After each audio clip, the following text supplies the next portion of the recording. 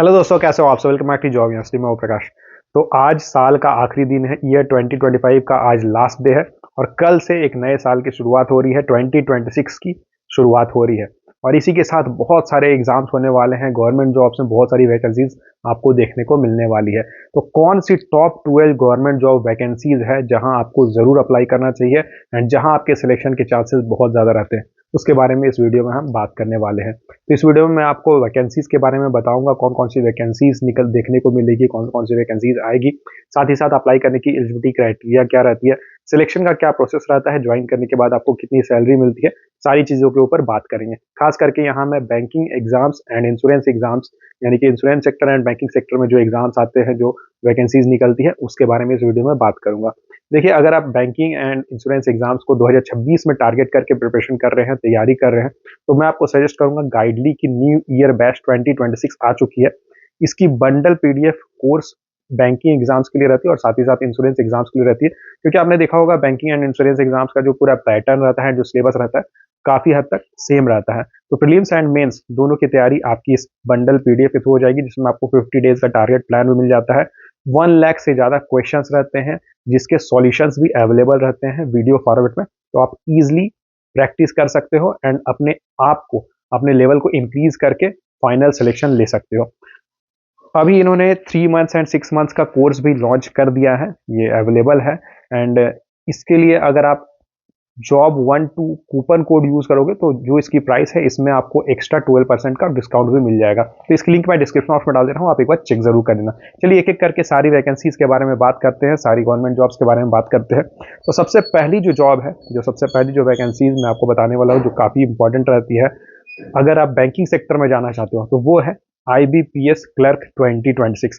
देखिए, इसमें क्या होता है, IBPS एक ऑर्गेनाइजेशन है जो एग्जाम कंडक्ट कराती है। तो इसमें 11 पब्लिक सेक्टर बैंक्स जो है, जैसे बैंक ऑफ इंडिया है, बैंक ऑफ बड़ौदा है, पंजाब नेशनल बैंक है, इस टाइप के जो पब्लिक सेक्टर बैंक्स है, वो सब मिलकर उनका एक कॉमन रिक्रूटमेंट होता है, कॉमन एग्जाम लिया जाता है। तो यहाँ पे ये जो क्लेरिकल IBPS क्लर्क जो रहती है, क्लेरिकल पोस्ट रहती है। ग्रेजुएशन रिक्वायर्ड रहता है, अगर आपने ग्रेजुएशन किया हुआ है, BA BSc BTech कुछ भी किया हुआ है, तो आप यहाँ अप्लाई कर सकते हो। ठीक है, पहले आपको प्रीलिम्स देना होता है, उसके बाद आपको मेंस देना होता है, एंड उसके बाद आपका लैंग्वेज प्रोफिशिएंसी टेस्ट यानी कि LPT लिया जाता है, एंड उसके बाद फिर आपको ज्वाइनिंग दी जाती है।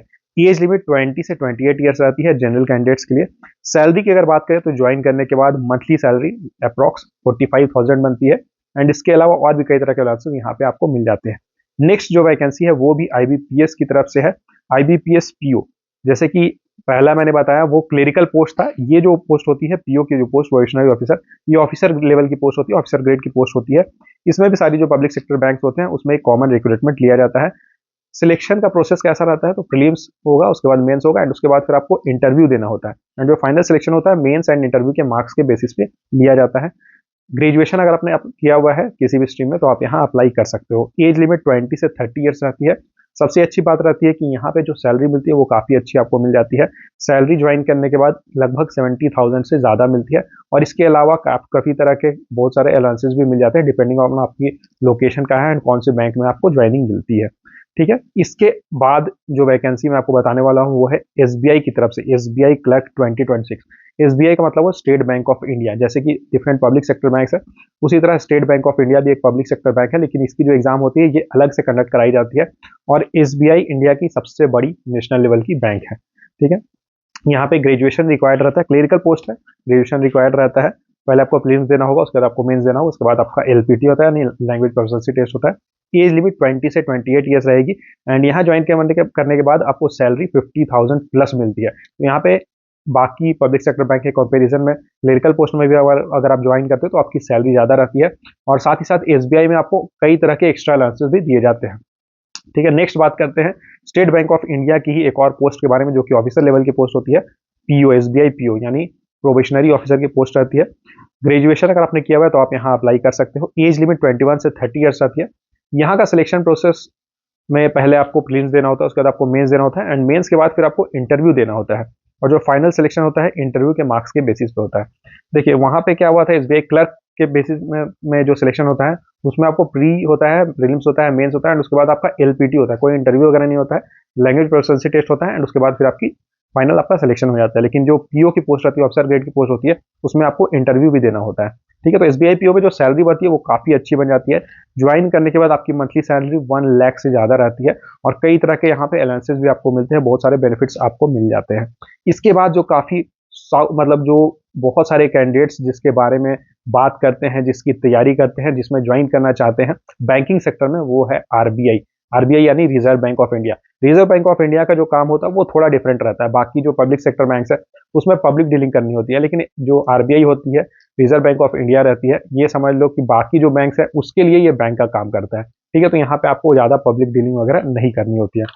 तो आरबीआई में भी अलग अलग पोस्ट पे वैकेंसी निकलती है। आरबीआई असिस्टेंट की पोस्ट आती है, आरबीआई ग्रेड बी की वैकेंसी निकलती है। तो आरबीआई असिस्टेंट 2026 की बात करते हैं, तो यहाँ ग्रेजुएट्स अप्लाई कर सकते हैं, ग्रेजुएशन रिक्वायर्ड रहता है, एज लिमिट 20 से 28 ईयर्स रहती है। आरबीआई असिस्टेंट की पोस्ट है, नाम से ही क्लियर है, क्लेरिकल पोस्ट रहता है। ठीक है। प्रीलिम्स पहले आपको देना है, उसके बाद मेंस देना है, उसके बाद फिर आपको एलपीटी देना होता है, लैंग्वेज प्रोफिशिएंसी टेस्ट देना होता है। यानी कि जिस स्टेट के लिए, जिस ऑफिस के लिए या फिर जिस जोन के लिए आपने अप्लाई किया हुआ है, वहाँ की जो ऑफिशियल लैंग्वेज रहती है वो आपको आनी चाहिए।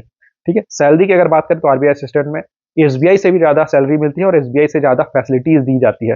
तो आरबीआई असिस्टेंट की जो जॉब रहेगी, इसमें ज्वाइन करने के बाद आपकी मंथली सैलरी 50,000 प्लस रहने वाली है। इसके अलावा बहुत तरह के एक्स्ट्रा अलाउंसेस भी यहाँ पे आपको मिल जाते हैं, और कई तरह की फैसिलिटीज भी आपको मिल जाती है, क्वार्टर्स वगैरह मिलते हैं, होम लोन, कार लोन, ये सारी चीज़ें आपको मिल जाती हैं। इसके बाद बात करते हैं RBI reserve bank of India की ग्रेड बी ऑफिसर पोस्ट के बारे में। मैनेजर लेवल की ये पोस्ट रहती है, ऑफिसर ग्रेड की पोस्ट रहती है, एंड यहाँ ग्रेजुएशन रिक्वायर्ड रहता है। एज लिमिट 21 से 30 ईयर्स रहेगी।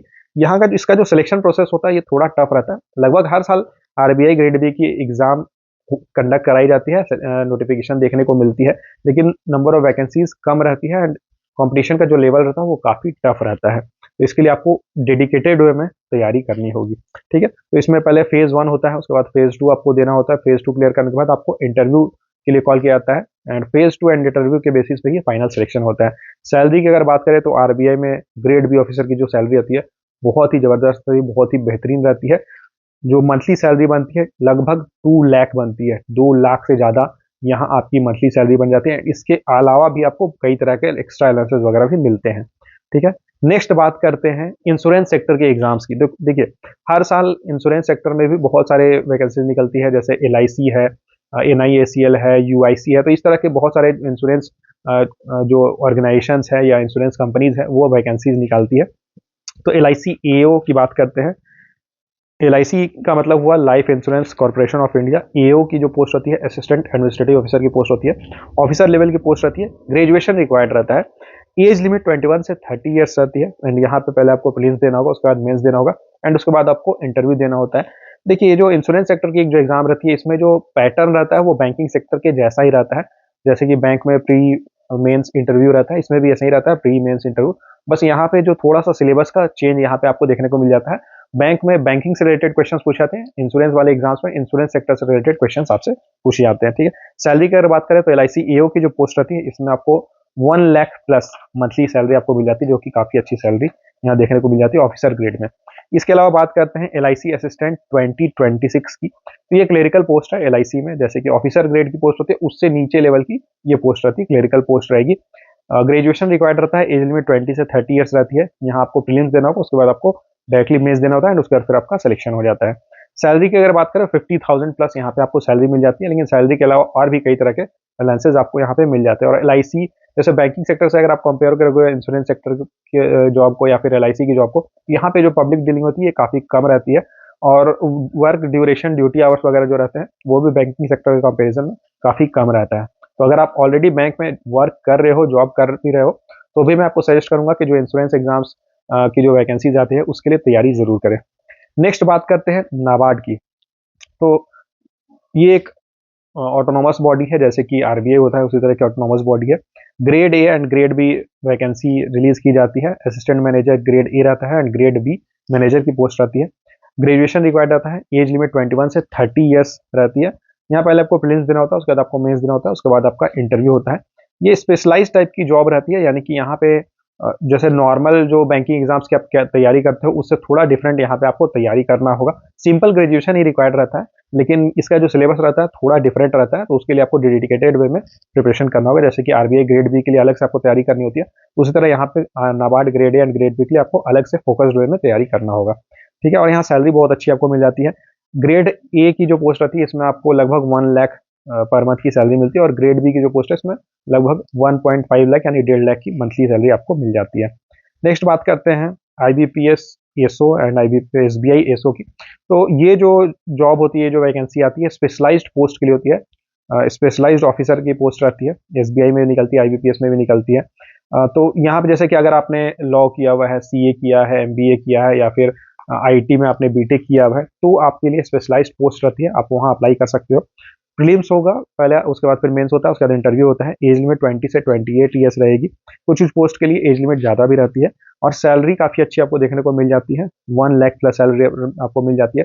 अगर आपने स्पेशलाइज्ड कोर्स किया हुआ है तो इसका बेनिफिट आपको यह मिल जाता है कि नॉर्मल जो बैंकिंग जॉब्स रहती है उसमें पब्लिक डीलिंग वगैरह आपको ज़्यादा करनी होती है, और ये जो स्पेशलाइज्ड जो पोस्ट रहती है इसमें आपको ज़्यादा पब्लिक डीलिंग वगैरह नहीं करनी होती है। स्पेशलिस्ट ऑफिसर की पोस्ट रहती है, तो जो आपका कोर वर्क रहता है, कोर रिलेटेड वर्क रहता है, वही काम आपको करना होता है।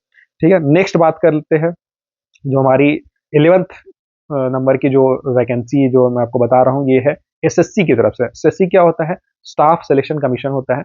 SSC का काम होता है जो ऑल इंडिया में जो डिफरेंट गवर्नमेंट बॉडीज है या फिर जो सरकारी डिपार्टमेंट्स हैं, उसमें स्टाफ की सिलेक्शन के लिए ये एग्जाम कंडक्ट कराया जाता है।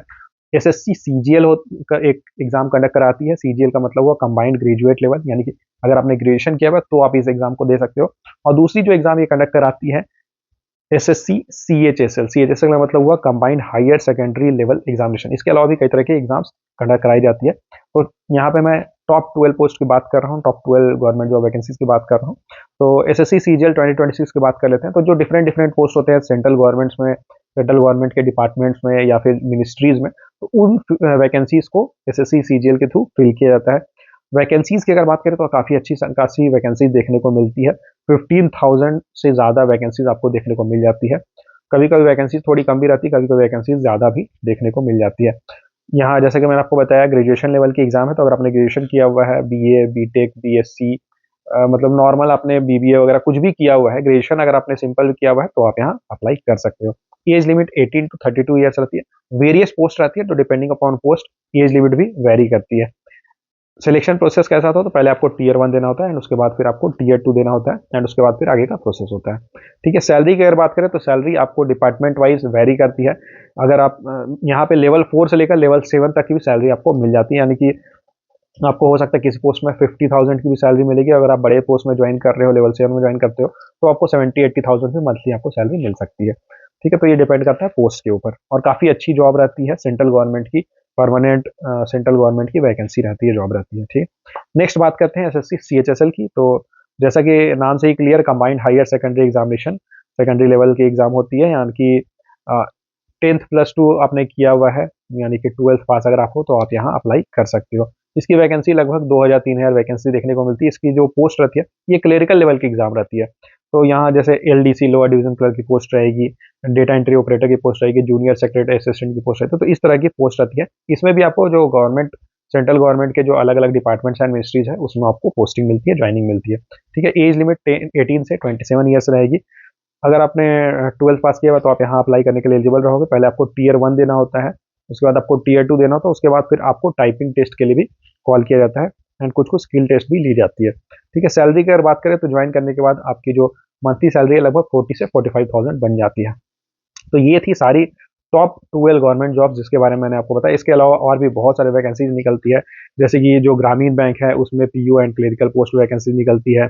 SSC की तरफ से SSC की जो GD SSC GD पोस्ट होती है वो वैकेंसी निकलती है। SSC MTS की पोस्ट निकलती है।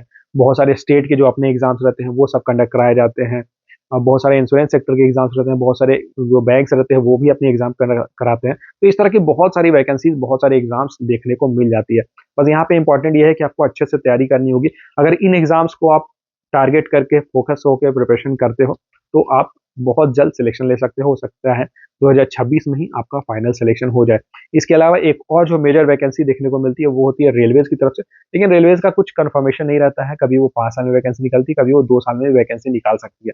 ठीक है, तो जो 2026 में जो वैकेंसीज आपको देखने को मिलेगी, टॉप 12 वैकेंसीज मैंने आपको बता दिया है। बाकी अगर कोई और वैकेंसी आपको लगता है कि वो टॉप 12 में होनी चाहिए तो आप कमेंट करके जरूर बताना, और आप किस एग्जाम को टारगेट करके प्रिपरेशन कर रहे हो ये भी कमेंट करके जरूर बताना। देखिए, खास करके मैं आपको बता देता हूँ कि जो वैकेंसी जितनी भी वैकेंसीज आती है जितने भी जो सिलेक्शन का प्रोसेस होता है, बैंकिंग एग्जाम्स अगर आप देखोगे या फिर इंश्योरेंस एग्जाम देखोगे, तो इसका जो कंडक्ट कराया जाता है, ये बैंकिंग एंड इंश्योरेंस एग्जाम्स, ये आईबीपीएस के द्वारा द्वारा होता है। तो आईबीपीएस का जो पूरा प्रोसेस आता है ये काफी फास्ट रहता है, काफी ट्रांसपेरेंट रहता है। वहीं अगर आप एसएससी के एग्जाम देखोगे ना, तो एसएससी के एग्जाम्स में बहुत बार ऐसा होता है कि आपको मतलब थोड़ा गड़बड़ी भी सुनने को मिल जाता है, और पूरा ट्रांसपेरेंट प्रोसेस नहीं रहता है, और साथ ही साथ जो प्रोसेस भी रहता है काफी स्लो चलता है। तो इसलिए अगर आपके घर में बहुत प्रॉब्लम है एंड फिर आप बहुत ज़्यादा टाइम नहीं दे सकते हो प्रिपरेशन के लिए, तो मैं आपको सजेस्ट करूंगा पहले आप बैंकिंग सेक्टर में चले जाओ। बैंकिंग एग्जाम्स, क्लरिकल पोस्ट ही क्लियर कर लो, ताकि एक जो बेसिक लेवल की एक जो जरूरतें है वो आप पूरी कर पाओ, एंड साथ ही साथ आप बड़े एग्जाम्स की भी तैयारी कर सकते हो। ठीक है, खाली खैर ये मेरी सजेशन थी। आपकी क्या राय है इसके ऊपर, आप कमेंट करके बता सकते हो, और इस तरह की और कोई इससे रिलेटेड अगर आपकी कोई क्वेरी रहती है तो आप कमेंट करके पूछ सकते हो। अगर आप चैनल पे नए हो तो चैनल को सब्सक्राइब जरूर कर लेना, वीडियो को लाइक जरूर कर देना। Thank you and all the best.